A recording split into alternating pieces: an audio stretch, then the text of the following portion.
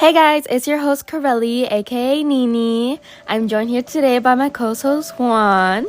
Hey, I'm grateful to be here. Today we're going to be talking about a dark subject, the Nazi experiments in concentration camps. We were aware of the gruesome crimes taking place during the Holocaust, yet when doing our research, we didn't expect this undiscussed subject to be this bad. For sure, I didn't know true evil until looking into this subject. I find it ironic that you say this because many of the Nazi physicians didn't believe it as so. They saw this not as a crime, but as a duty as doctors to experiment on people for studies. In fact, an article from Holocaust Encyclopedia states how one of the colleagues recalled Mengele, a Nazi doctor, aka the Angel of Death, as known by prisoners, commenting that it would be a crime not to take advantage of the opportunities for human experimentation at Auschwitz-Birkenau. As I saw you doing your research, I saw you tearing up a bit. Can you tell us a little bit about what impacted you the most out of everything we read?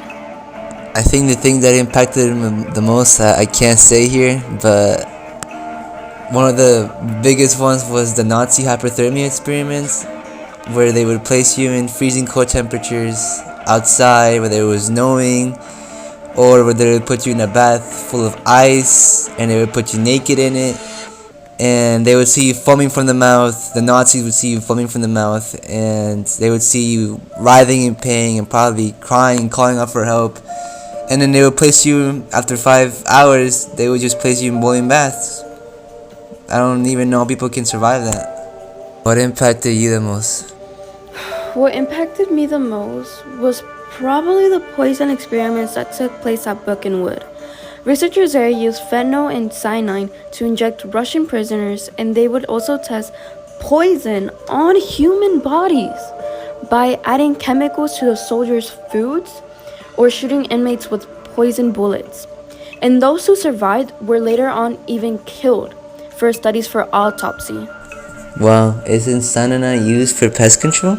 Yeah, it is. And that's the crazy part. Actually, the whole thing is actually so, crazy.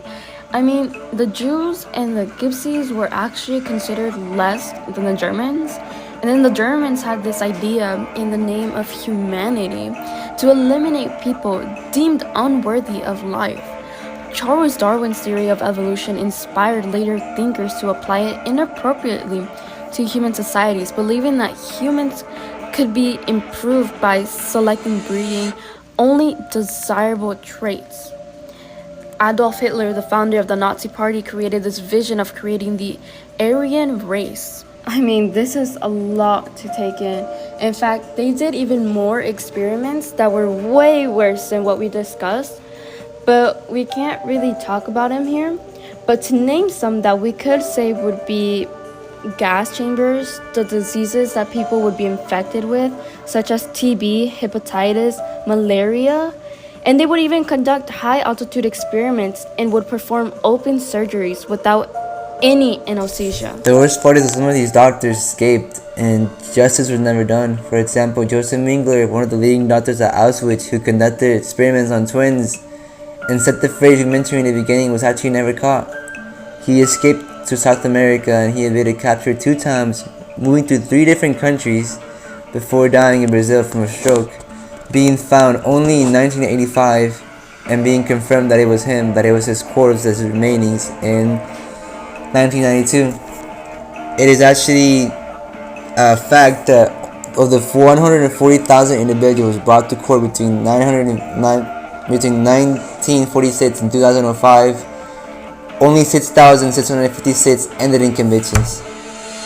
That's crazy.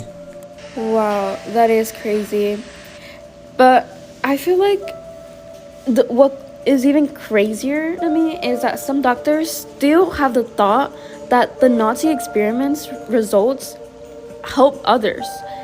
And then many other people argue that it's inhumane and should be not done in general due to the results of failing to prove anything. But with all being said today, we would love to hear y'all's perspective on this topic. Thank you so much, Juan, for joining us today and being able to speak upon this topic. The pleasure's mine. Thank you for having me. We really hope that this episode has impacted y'all like it has impacted us.